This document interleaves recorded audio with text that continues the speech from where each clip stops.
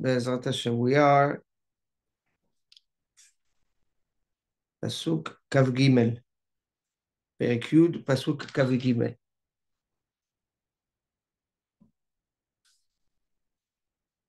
Kizhok Leksil Asot Zima.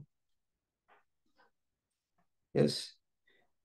Doing actions of impurity and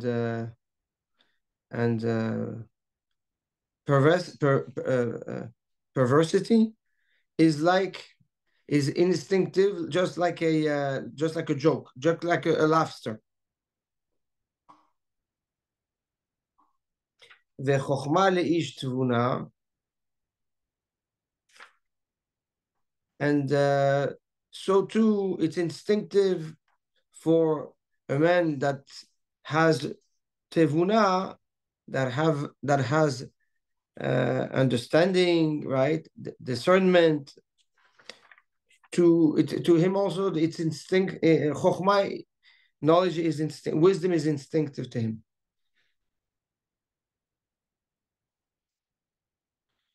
So the Gaon explains the following.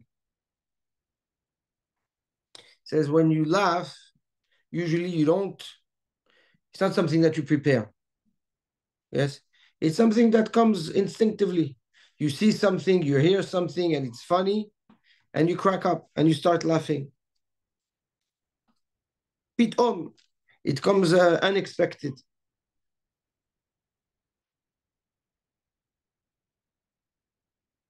And it's usually something that takes over yourself, and you can't hold yourself back. It's so funny.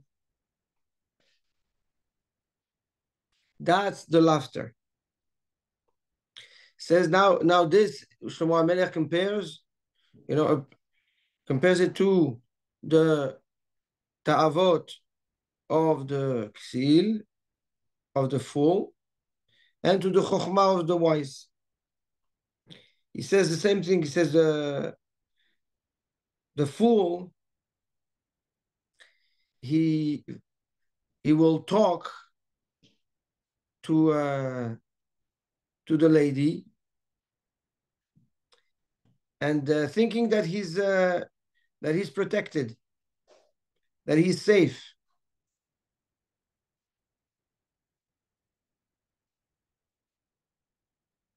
In the beginning, it's just talking, it's just spending time.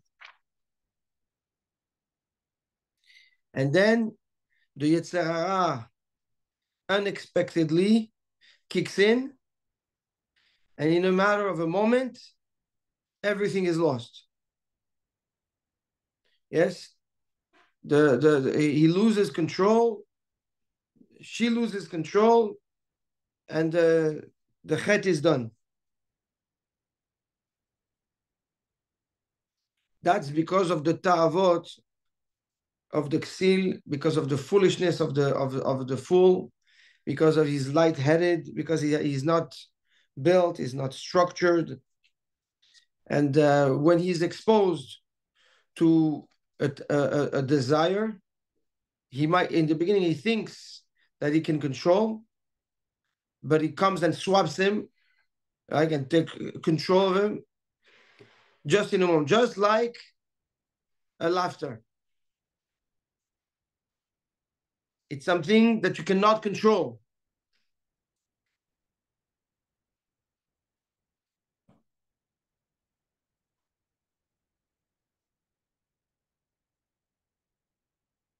Shlomo HaMelech is coming to tell us, yes, how vital it is to, number one, build yourself not to be a ksil, right? Not to be a fool, but also to protect ourselves from situations we might end up being fools.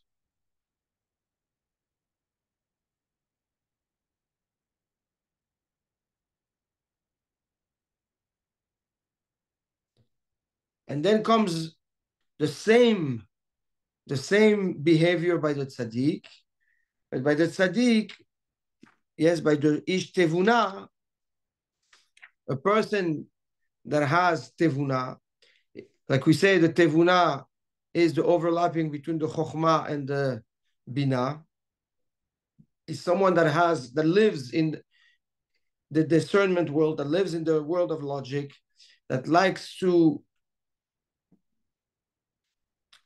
uh, engage in the chokhmah, understand the chokhmah, yes, analyzes things. So that person that lives that lifestyle, and the ish tevuna, says the Gaon, well, pitom, out of nowhere, he has hidushim. He starts, something pops up in a pasuk or in a Gemara or Dvar Chochma, or he has like a thought that enlighten him in Musar. Essentially, Shlomo HaMelech is coming to tell us what? That we are imprisoned, or we are at the mercy of instinctive reactions that will bring forward our essence.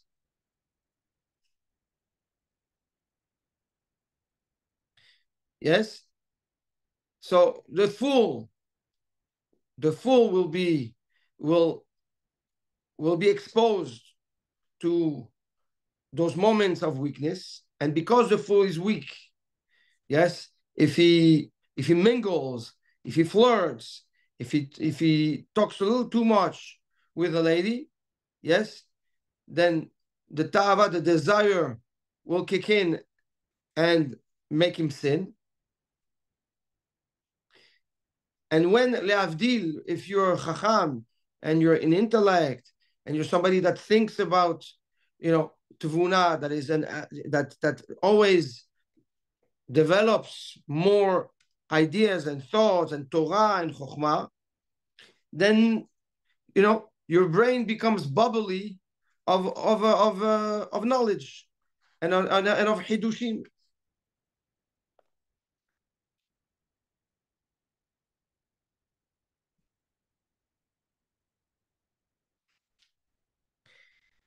That unexpected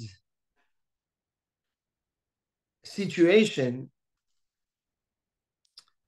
is something that we need to take into account and expect it to come.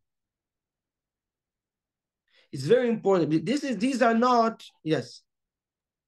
Which unexpected situation? The situation that a person might be in to protect themselves in? The awakening, yes. Okay. For the I just want to make fool sure. is one, and for the chacham is another, right? Shlomo HaMelech is coming to tell us, like, you're not in control of all situations. You're just not. Okay? And there are moments of laughter. There are moments of where your essence take the best of you. Right? Where you're no longer in control. So comes Shlomo HaMelech and tells you, you need to make sure to have a healthy environment and control, yes, your surrounding, so that those moments of laughter, those moments of sudden like awakening, yes, do not put you in a position of distress. That's the sumera. The asetov, the positive flip side of it, is that the more you are stimulating your brain, the more you are learning, the more you are engaging with your intellect, and the more you're exposed also to hidushim, to chokhmah.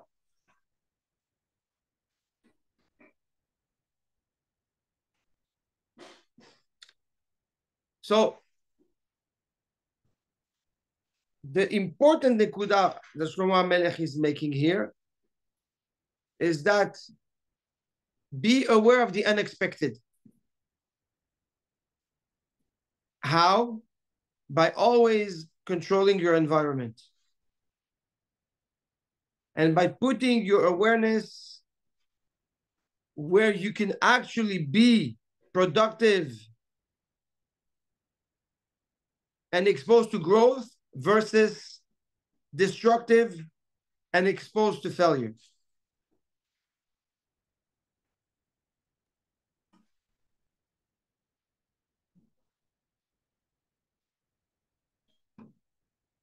Good.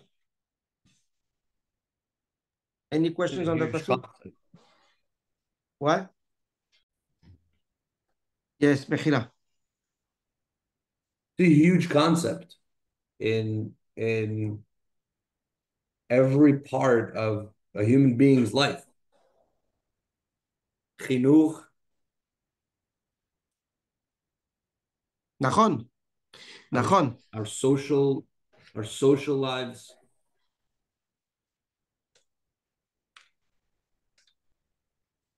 How do you know where you are or where you're going is the right place? It's Well, you have to know what to expose yourself to. And where dangers are. Yes. I mean, you don't need to be Rabbi Akiva or Yosef Atzadik to know that if you engage too much in the conversations with a woman, that there's nothing. I mean,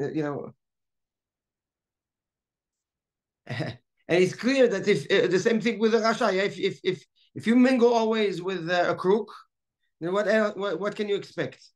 If you engage with bad influence that are not keeping Torah or mitzvot u'ma'asim tovim, then the Yetzer Hara will spark at a moment when you can't expect it, and not only that, you're no longer in control. Just like when you crack a laugh, you're not in control. Something funny happened, you just start laughing, and it takes over everything inside of you. The same thing, the Yetzer Hara takes over everything inside of you. And the same thing also, you have moment of clarity when that's the flip side. That if your mind and your life is surrounded with chokhmah and Torah and wisdom, then you have those moments where you have such a level of clarity and where you see a hidush that nothing matters around you, right? It takes over your entire brain. You're like, wow, I got it. So, yes, it's fundamental across the board of a lifestyle of a person, of a life of a person, right? And it's coming to tell you, how do you prepare yourself and how do you set up yourself to be exposed at those moments? Yes. Do you have a setup in your life where those unexpected moments will uplift you, will enrich you, will strengthen you, or chas v'shalom the other way?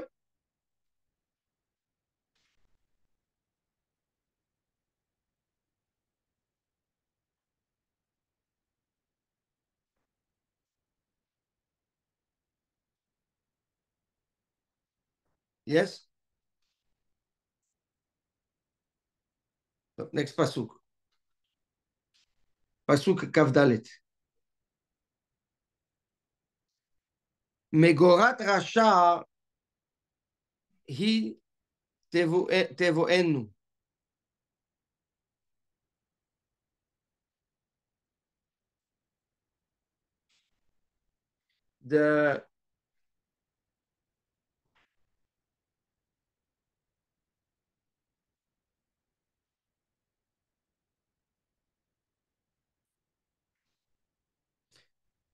The Megorat is his behavior, is what he prepares, is his efforts.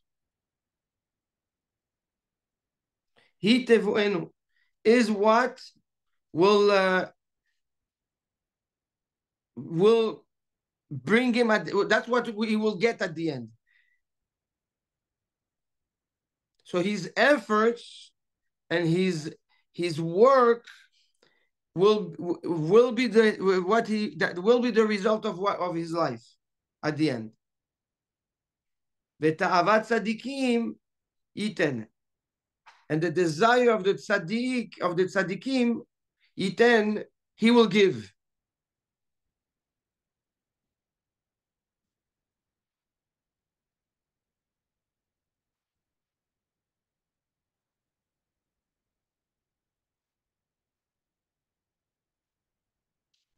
So the Gaon says something beautiful.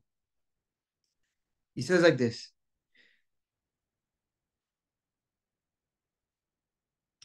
He says the Rasha,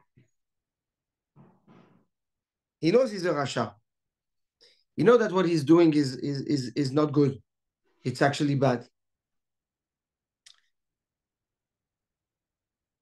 But he still does it for all the reasons that we know and we don't know.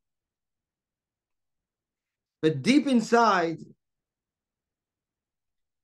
the Rasha fears his averot. At the end of his life, the Rasha basically knows that it's a boomerang effect that might come back and hurt him and bite him. So he does and behave a certain way. He doesn't care about the outcome, but he knows that one day he's going to have to face something. Like an avarian, like a gangster. The gangster steals, he hurts, right? He brings fear, but he knows that one day he's gonna have to face the outcome of this behavior. Yeah. Says the Gaon, Megorat Rasha hi tevoenu. The Avera itself is what comes to get its due. The Avera is what brings the Rasha to the cashier to pay at the end.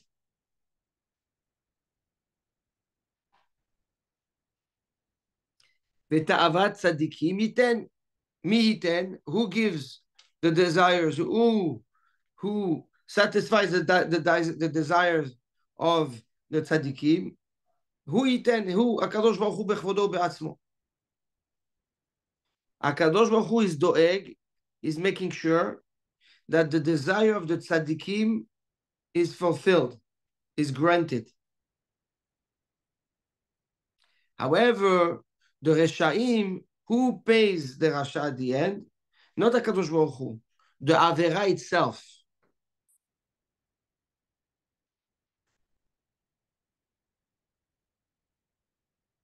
And he explains, he says the following.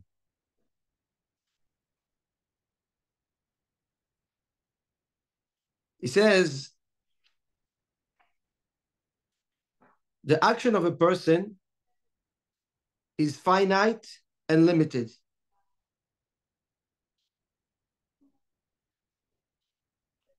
So the outcome of an action, if it comes from the action, must also be limited and finite.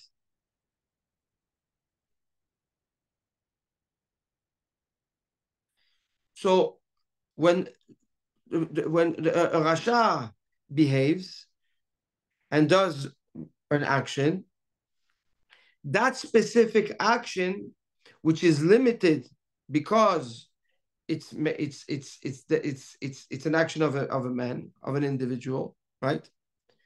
Will come and define the outcome.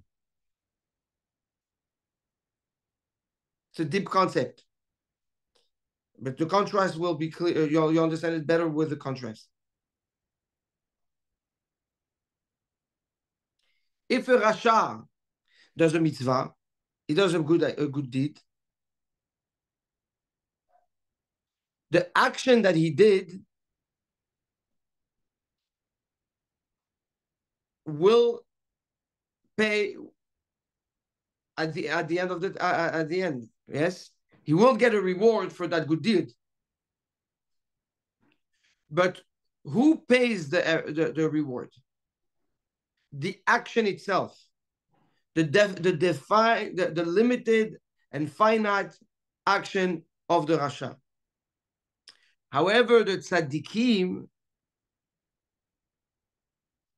Akadosh Baruch Hu b'chvodo be'atzmo himself pays for the reward of the action of the tzaddik, and not the action itself.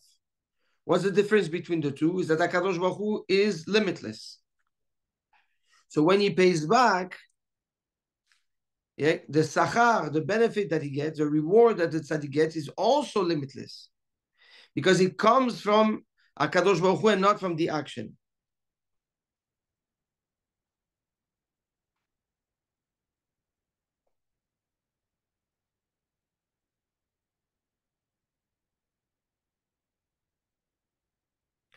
That's when there's a reward.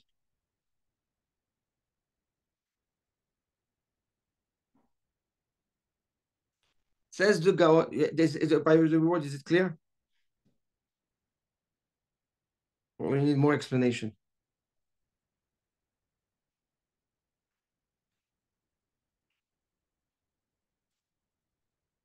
Good. Okay. Now, when there is an avera, says the Gaon, the Rasha, when he makes an avera, it's for a purpose. Yes? He's trying to achieve something.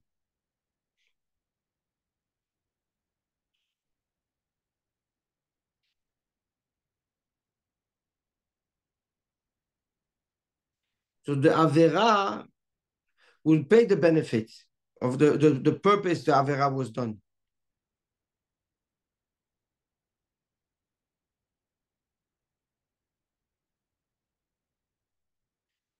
But also,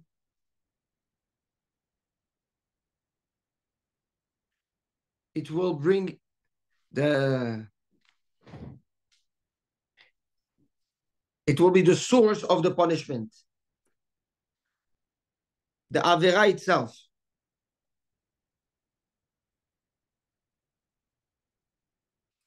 So the action that is limited and defined cannot be changed, cannot be expanded, cannot be limited. The way it was done is the way it comes back.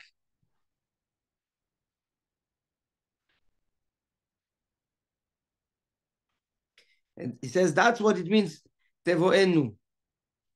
That the megora, the action of the rasha, he tevoenu. It's what comes back to him. That's what define is the end.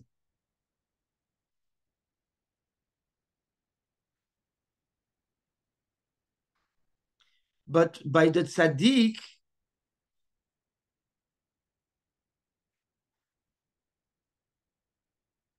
since it's Akadosh Baruch Hu that's involved with him, because he's a tzaddik and he has devoted his life to Kudsha Berichu, to Akadosh Baruch Hu, so he invited Akadosh Baruch Hu into his life. Now, if there is a sin, it comes from Akadosh Baruch Hu. There's no limit to it. Meaning what? Meaning that there is room for you to go and fix it and change it and turn it from an avera into a mitzvah, because it doesn't have any limitations like the action has. And when the reward comes, the reward also is infinite. That's why Shlomo says, "Ta'avat tzadikim yiten." HaKadosh Baruch Hu gives when? Lo noten now, yiten le'atid lavo, in the future. Meaning, and that's the olam haba, that's the merits that the tzadikim get in the world to come.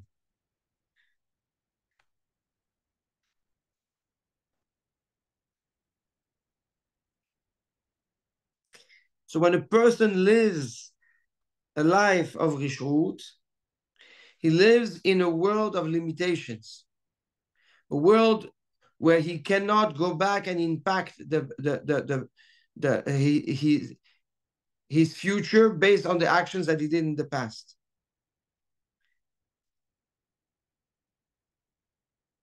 He sent in the world an energy.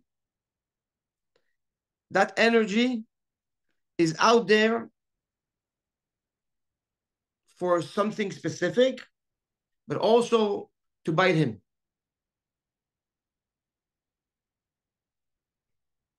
And there's nothing he can do about it. But the tzaddik, because he lives in a dimension that is above limits by being at the service of HaKadosh Baruch Hu, so too, if there's no limits, you can change everything. Everything is dynamic. So you can Sheva ipot tzaddik vakam. A tzaddik can do avera and fall, but he stands up right away. So the nefilah, the fall down, is actually seen as standing if he does his tshuva.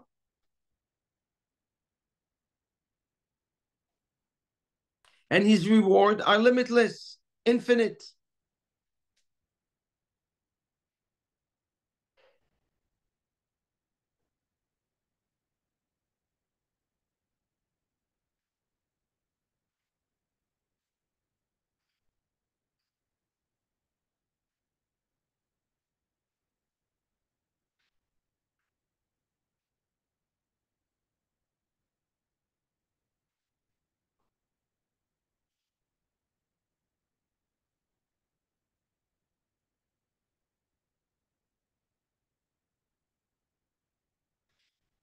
Maybe now is maybe I want to talk about the Hidush I had on Purim.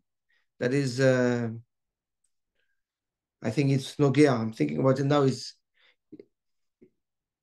It's connected to what we're saying right now.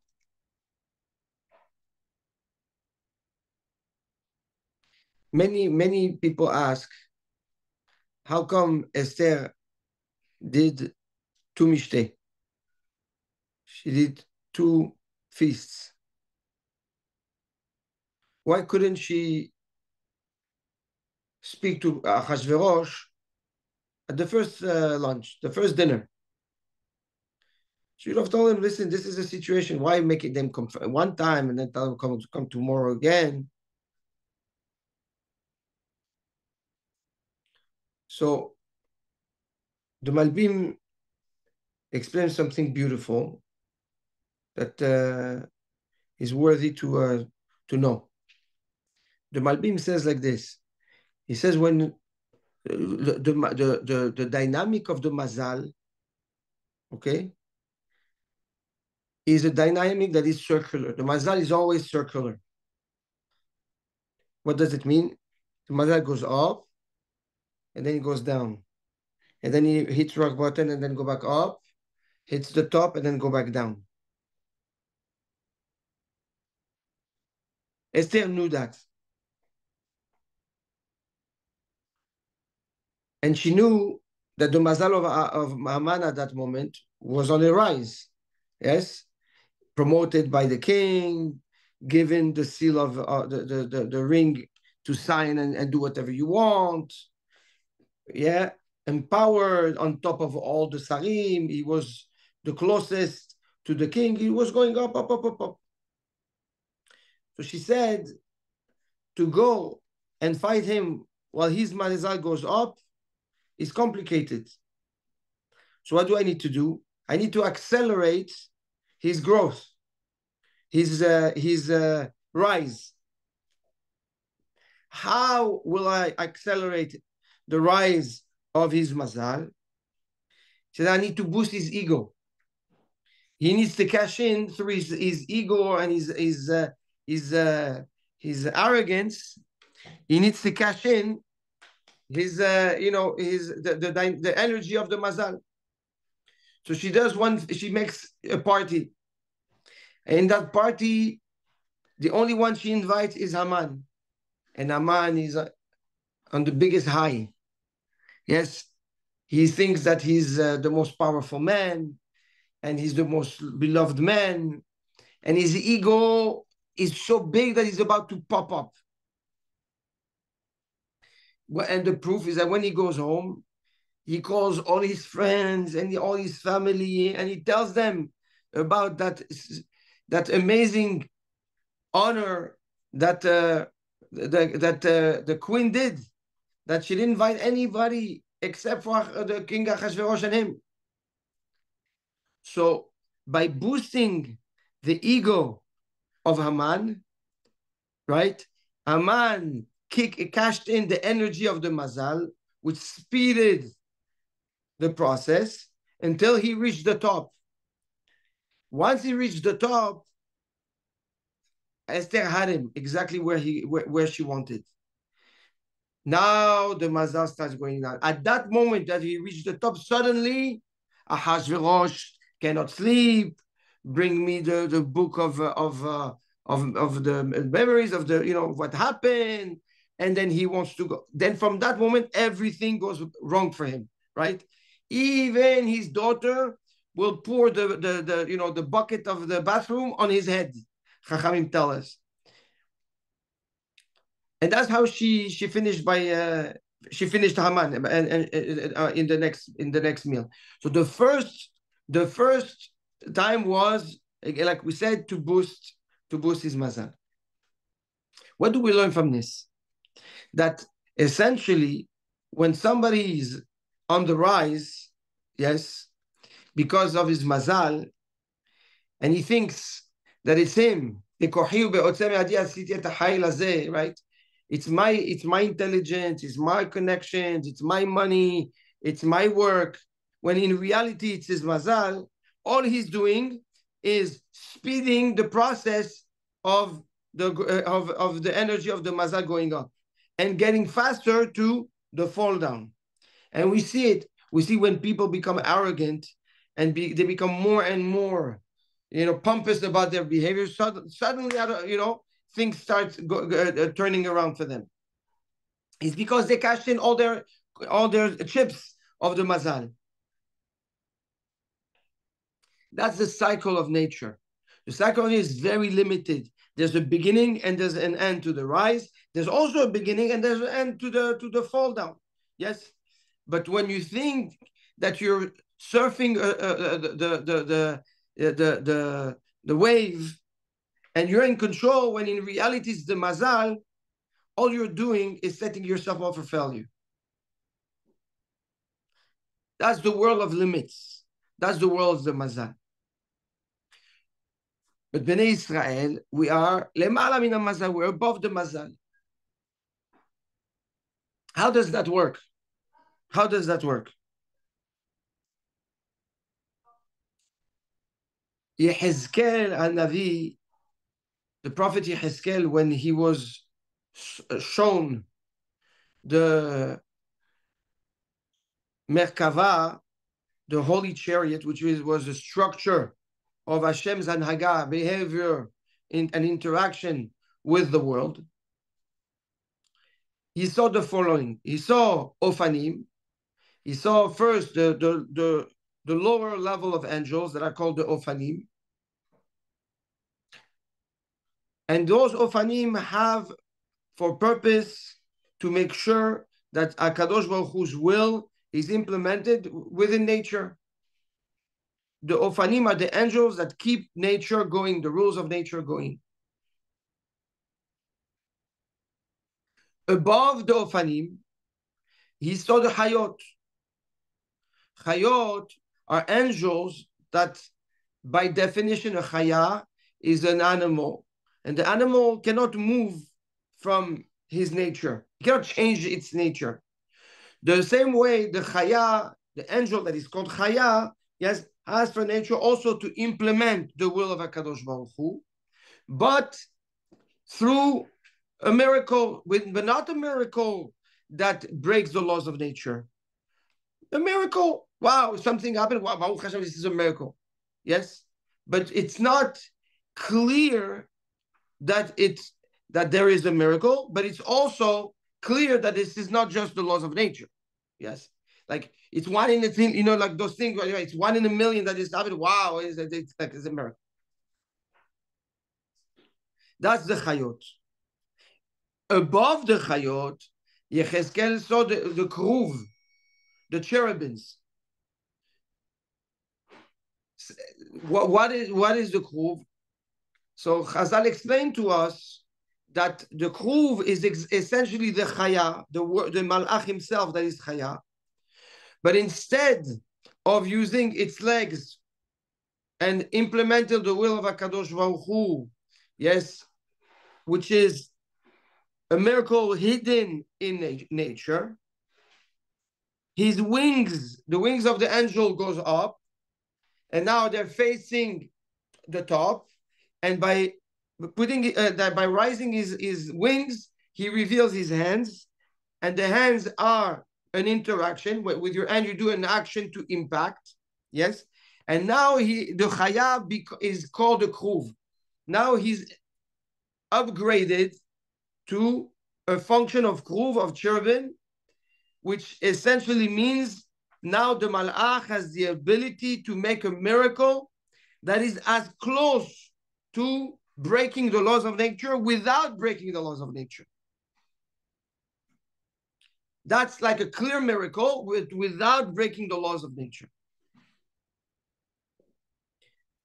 And then saw Yechezkel on top of the head of the chaya, of the kruv, he saw a rakia, a firmament,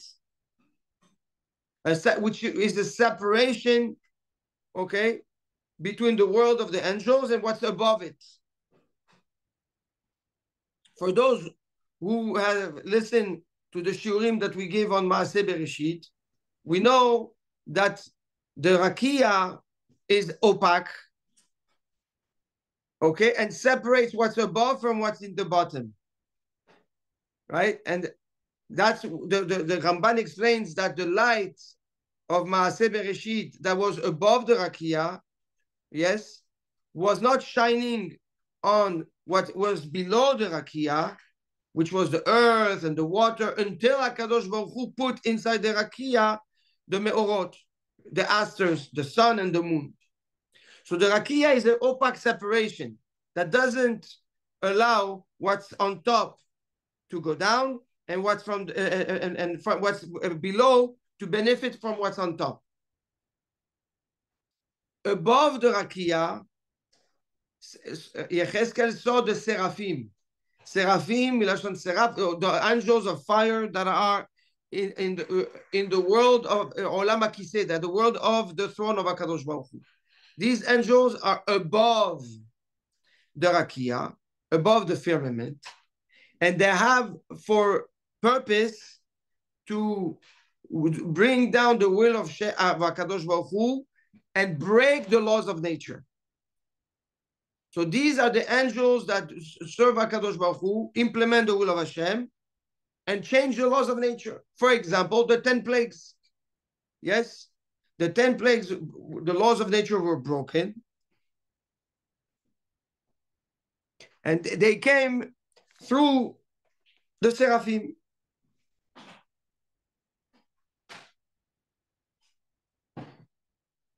Above the seraphim, we have the Even Sapir. We have the sapphire break that the Torah speaks about in Parashat Mishpatim.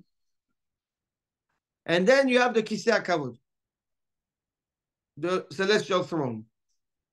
When HaKadosh Baruch Hu, and you have the world of the Neshamot, right? The Olam HaNeshamot that sits right at the bottom of the Kisei HaKavod. and the kiseh. So essentially, the neshamot of Am Yisrael, they come from where? They come from the world of the kiseh, above the seraphim. But anything that's bounded to nature, yes, is below the rakia, below the firmament. That's the olam teva, that's the world of limits. Akadosh Baruch Hu interacts below the rakia with the name Elokim, and interacts above the rakia with the name of Elohei Yisrael.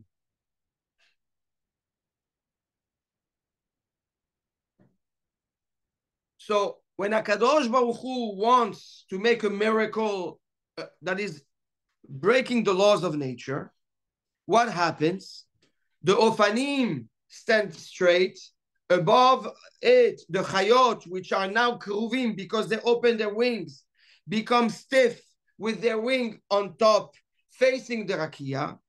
Akadosh Baruch Hu opens a window in the Rakia, yes, and send the Seraphim through that pipe that is now created, and his will comes down through the Saraf, breaks the laws of nature, makes his point, makes his miracle, yes, and then goes back up. So it's like a pipeline that opens up for the will of HaKadosh Baruch Hu through the shlichut of the Seraphim, yes, to come down and do the miracle.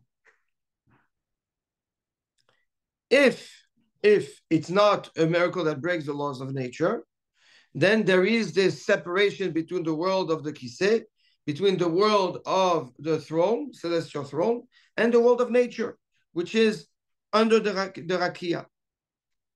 Clear? Yes. Is it possible, or is there any simanim to know in life if we are doing something happened to us that is a miracle inside nature, or in which level we are affected? Yes. And I'm getting to it. Yes. Okay. So, Rabbi, is this why they say there's the Shekhinah in the Beit HaMikdash? What do you mean? You're talking about when you say keruvim, are those the keruvim? Yes. So that's that's what we were supposed to have. We were supposed to have the Shekhinah reside ben keruvim, between the keruvim. Mm-hmm. Yes, I'm getting it. I'm getting to that. Yes. And one more question: is this why in Amidah you're supposed to have in mind Yerushalayim, Beit HaMikdash, and Kodesh Kodeshim? Yes, to connect all the way there, so that you tap into that level, because we enter the Olam HaAtzilut. Yes, correct. Yerushalayim, Beit HaMikdash, and Beit Kodesh HaKodashim.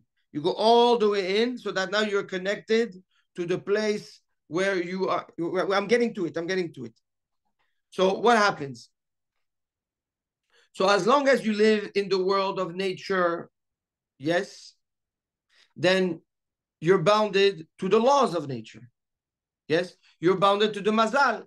And depending on your mazal, you might be on the rise, or lo alenu, the person might be going downwards. And he cannot do nothing to stop that. The only thing he can do is accelerate the process, okay, through ego or through tsar. Accelerate or slow it down? If he's no on the way go, if he has his ego, he's accelerating it. But yes? If he controls his ego, he can make it slow. If he controls his ego, he slows it down. But he's still gonna go up, and he's still gonna hit at the top at one point. Can he accelerate it down also? That's the tsar. Yes, if he feels bad for what happens, and he's tsar, and he's saddened by it, and he does teshuvah, and so that also accelerates the fall down to go, rock bottom fast. Yes, in order to jump back up. That's according to the Mazal. However, HaKadosh Baruch Hu did an incredible thing with Am Yisrael. He gave us neshamot, right? So basically, what did he give us? He gave us the power, which is called the neshama, that resides where? Above the rakia, on top of the seraphim, right? So now we are no longer bounded to the laws of nature that are under the rakia, but we live in a dimension that is above the rakia, in the world, in the olam hakiseh, in the world of the celestial throne. But that's only if we live through our neshama. If we don't live through our neshama, then we fall back to the laws of Mazal. So Am Yisrael lives above the Mazal when we are Am Yisrael, when we live a life that is above, right, with a love of the neshama. Now, Andy says, how do we know the difference? How can we know the difference? What did we learn in the pasuk in last year? Birkat Hashem ita'ashir. When you live the life of a neshama, and you live Birkat Hashem, and you invite HaKadosh Baruch Hu in your life, and you understand that it's HaKadosh Baruch Hu's talking to you all day long, so that you live the life of the soul. So the bracha hita ashir, right?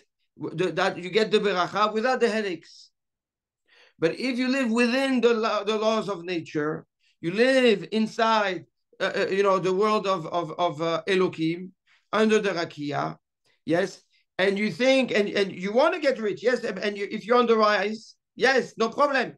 And you define yourself through the assets, and you think that you're surfing the wave, when really the wave is pushing you forward, you're not surfing nothing, yes, then nafkamina is, yes, you might amass fortune and get fortune, but it comes with all the headaches, right? So if you see that you have beracha, and in what you gain, it comes without headaches, it comes without balagan, it comes without sorrow, then you know that you're tapping into the world, the beracha of Hashem. You live a world that is a life of neshama. But if the beracha comes with balagan and headaches, then you know that your effort is the life of teva, of nature. And at that point, you need to ask yourself the question: that means if what's bringing me all this success? Is it really me, or is I'm just on the rise of the mazal? And if that's the case, I need to be careful, right? Because if I benefit from it too much, or I have too much ego from it, yes, that trajectory is gonna change very fast, right? So depending on whether or not you have a beracha without headache, or assets that give you headaches, then you know where you belong. Yes. Mm-hmm. But so you can say that if you are Birkat Hashem, and you know that it's coming from Hashem, you are in a level that the Parnasah is coming like a miracle. Nachon. Wow. Nachon. Then you know that be'emet is lo Not natural. It's not exactly. Wow. So this Esther knew. So she understood that it depends on her behavior. It depends. That's what she says. We're going to fast 3 days so that I can purify my actions. Yes, I can elevate myself, and by tapping into the world of neshamot, to the world of neshama with this now. And now when I come, Vatilbash Esther Malchut, she dressed up royalty. What does it mean? She dressed up royalty. Chachamim tell us that Hakadosh Baruch Hu took the Midat HaMalchut, the Sphira of Malchut, and dressed her up. That's what she had Siyata Dishmaya. Because she entered the world of Malchut, she entered the world of the Kiseh, the world of the Neshamot, and that's what she dressed up with. Not just a beautiful gown. You understand? That's what that's the Pirush. And with that, now she was able to tackle the ego of Haman and his Mazal, and after that finish him. Yes, that's exactly what Shlomo HaMelech tells us here. Yes, that when the Rasha lives in a world of limitations, so his actions are limited, the benefits are limited. Yes, and he's ability to change are limited. He can't. Why? Because he's in the world of or rises or fall down. But the tzaddik that lives above the rakia, that lives the life of a soul, yes, it's infinite. That's the world of the kiseh. And infinite means what? Infinite means miracles. Infinite means teshuvah. Infinite means turning averot into mitzvot. How can that be? How can that be that I did an avera yesterday and today it's a mitzvah? That's teshuvah me'ahava. So depend and what defines a world of soul, the world with the kiseh. When you live a world with the kiseh kavod, when you live a life where in front of you the throne of Hakadosh Baruch Hu is at all time, then you live a life of neshama. How? You wake up, Hashem invited you to put tefillin. When you open your eyes, Hashem just told you, hey, Habibi, I want you to put tefillin. I want you to make berachot. That's why you woke up. Yes? Somebody knocks at your door, like we said. Somebody knocks at your door and tells you, I need. Is HaKadosh Baruch Hu coming and telling you, I want you to give tzedakah? So essentially, the Shulchan Aruch, when you learn Shulchan Aruch, when you learn Torah, you learn the language of God. You understand how God speaks to you. It's not restrictions. It's not commandments. It's not obligations. It's the way Hashem speaks to us.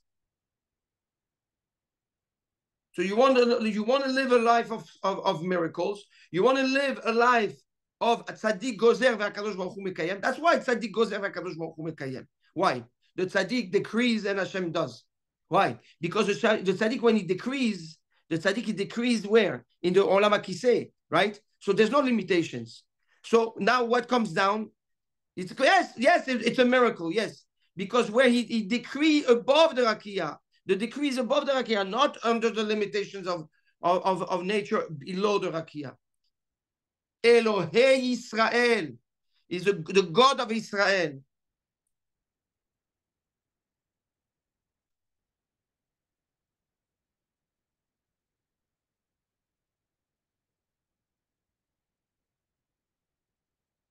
Okay,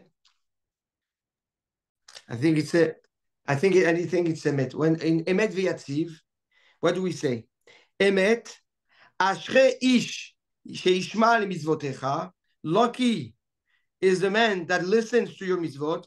V'toratecha udvarecha, and your Torah and your word yasim al libo, he puts in his heart. Yasim al libo, that he puts al libo on his heart. Yasim is Yud Shin Yud Mem. Rashi Tevot Yehi Shem Hashem Mevorach. Yehi Shem Adonai Mevorach. Yud Shin Yud Mem. Right? How is the name of Hashem Mevorach? How are you blessing the name of HaKadosh Baruch Hu? How? Al Yedeh, by doing Ashrei Sheishmat Mizvotecha V'Toratecha Udvarecha Yasim Al Libo. So when you listen to the mitzvot, you listen to the Torah, yes, and you put it on your heart, that's how you bless the name of HaKadosh Baruch Hu, and that's Birkat Hashem Itashir. That's the bracha of Hashem. Exactly what we said. We say it every day in the Tefillah in Emet V'Yatziv.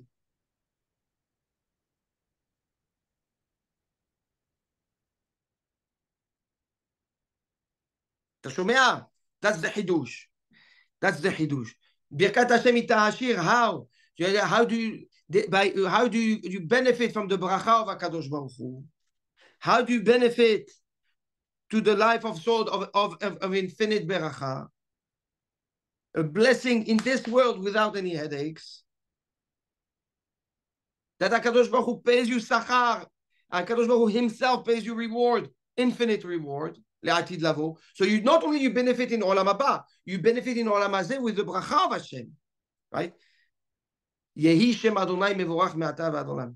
Yehi Shem Adonai Mevorach Yasim al libo. Yasim, by taking the word of Hashem, the mitzvot Hashem, and putting it in your heart, right? By understanding that when the moment you wake up, you only wake up because HaKadosh Baruch Hu is telling you, I want you to say Modeh Ani now.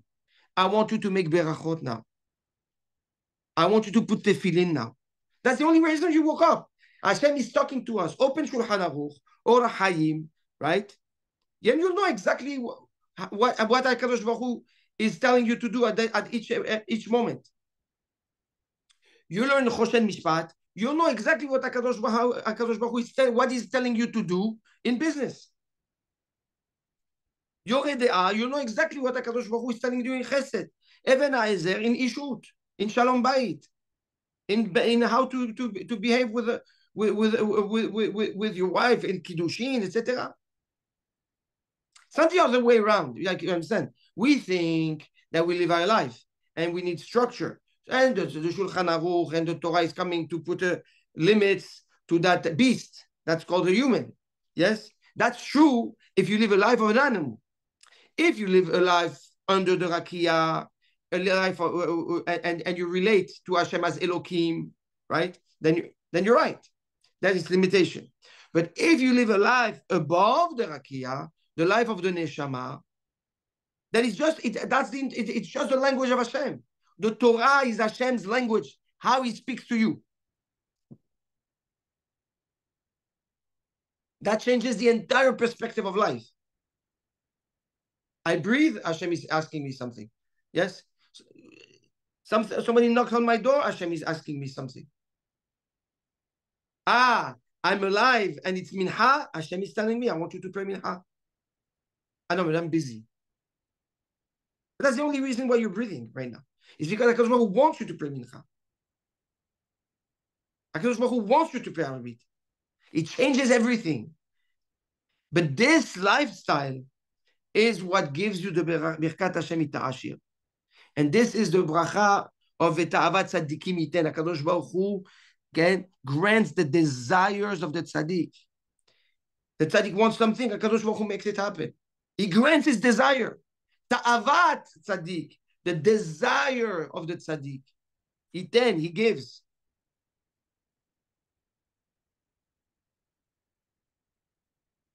The tzaddik wants this guy that's sick, refuah shlema. That's his ta'ava, that's his desire. HaKadosh Baruch Hu has to give it. HaKadosh Baruch Hu has to give. This person doesn't have shidduch. The tzaddik is gozer. HaKadosh Baruch Hu has to give. Ta'avat tzaddikim yiten. He grants the desires, not his mitzvot, not his reward. His ta'ava. His ta'ava.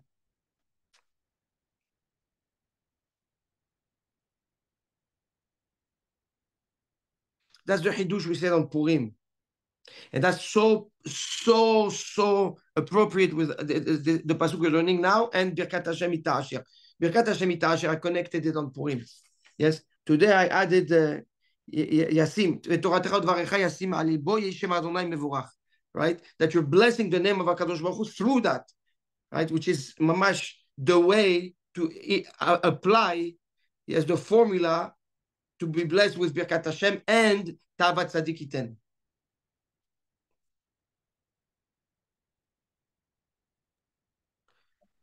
Changing the entire perspective of our lifestyle. You know, we say, Ma Hashem shoel me'imach. What does HaKadosh Baruch Hu ask from you? Did you ever hear Hashem asking you something? He never asked me anything. I'm waiting for Hashem to ask me something one day. We never did. That's not true because we live from within out. Flip everything. Is it granted that you wake up? No. Is it granted that you breathe? No. Is it granted that you see? No. Is it granted that you can eat and digest? No. Is it granted that you have food to eat? No. Is it granted that you have... No. All no to all of this. So I start from where? From zero. I start from zero. Yeah.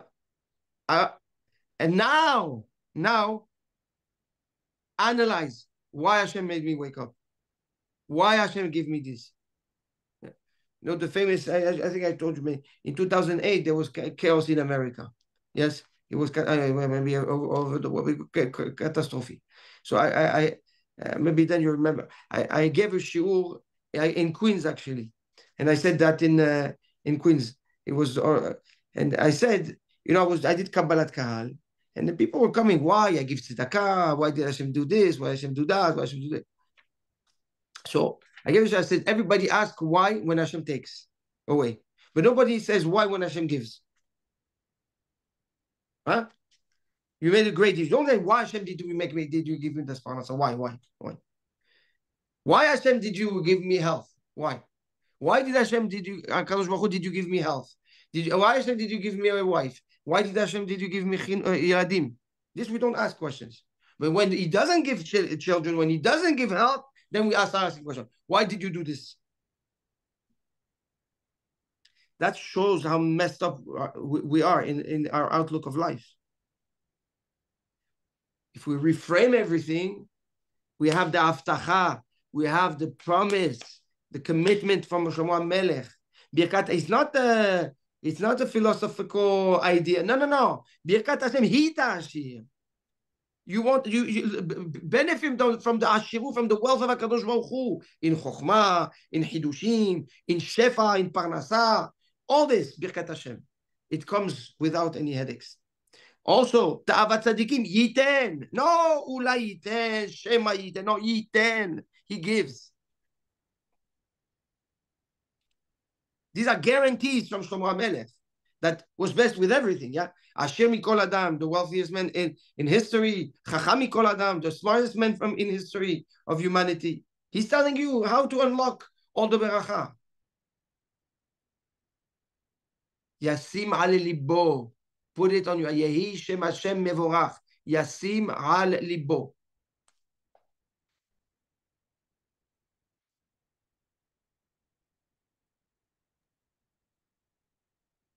Incredible.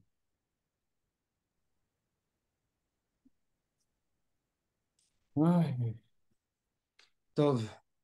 Thank you. Be'ava. Beautiful. Any questions? Thank you. Thank you. I think Dan has a question. I think he's building a question. No. How do you get from Yehishem? Tell me. You're not fair. You're not fair. You have that connection, so you know. No. How do we get from Yehishem Hashem Avrach to Yasim Alibo? Can you just? Because the pasuk. That's the pasuk. Okay. What does the pasuk say? What do we say in Emet Ve'atziv? What do we say? Emet Ve'atziv v'nachon v'kayam. No, yeah. No, the pasuk says like this. We say Emet. Ashrei ish sheishma letoratecha udvarecha lemitzvotecha v'toratecha udvarecha yasim al libo. נכון? ישים ראשי תיבות יהי שם אדוני מבורך.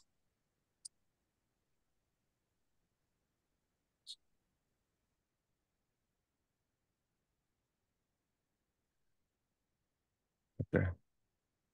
Yeah?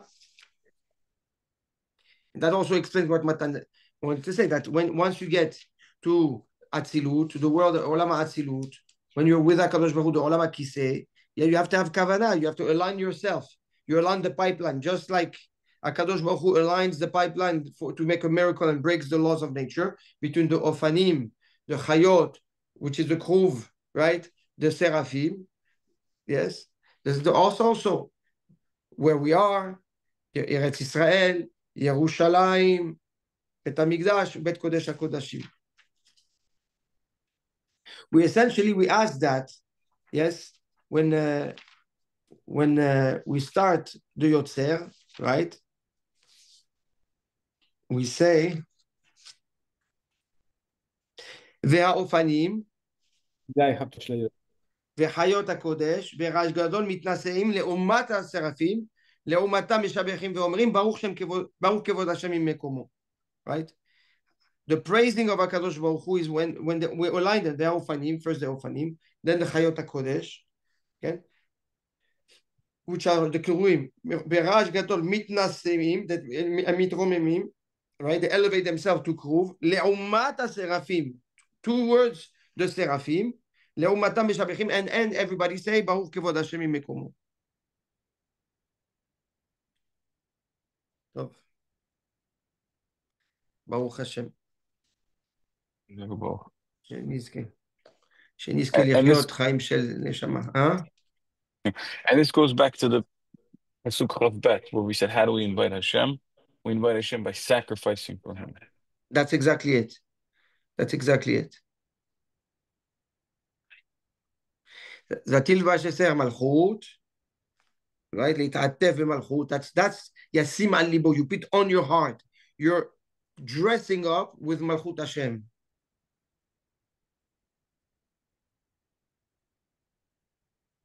What do you put on your heart? A clothes. Yeah? You dress up yourself with Malchut Hashem, and that's what gives you how? By living a life where you invite the Kadosh Baruch Hu into your life, when you understand that it's all about what the Kadosh Baruch Hu wants from me. Yes? So that's the life of Neshama. So automatically your life now is connected to above the Rakia, the world above the Rakia. And that's where you're zoche to ניסים, ברכת השם, כן? תאוות צדיקים ייתן, צדיק גוזר הקדוש ברוך הוא מקיים.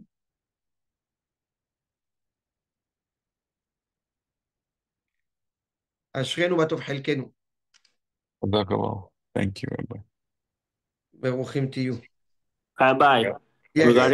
regarding the Megillah and listening to, and why Estelle did too, so not Seudot, Mishtaot for Hashverosh and Haman. I had a nice pshat that in the first, when she invited him at first, Haman was Samech V'tov Lev. So she realized that because he had Simcha Mitit, she couldn't take him down. But in the second one, it was after he walked Mordechai on the Sus, so he was Evel V'chafui Rosh. So נכון, because אבל so you're saying, because of his depression, she wanted, she said, so what you're saying, like this, it's Yafe. So you're saying the first time, she didn't want to do two Mishtei. She wanted to do one. But when she saw that he's too happy, she's like, I have to try again. But that's a big gamble. Because what would happen if she was happy the next day? No, possibly, but that she saw then that he was Evel V'chafui Rosh. נכון. So she said, oh, he's depressed, I could take him down. יפה. Because of his depression. יפה. יפה. He was on his way down. כן, Yeah. he was on his way down, exactly. Okay. Zak. חזק, ברוכים תהיו.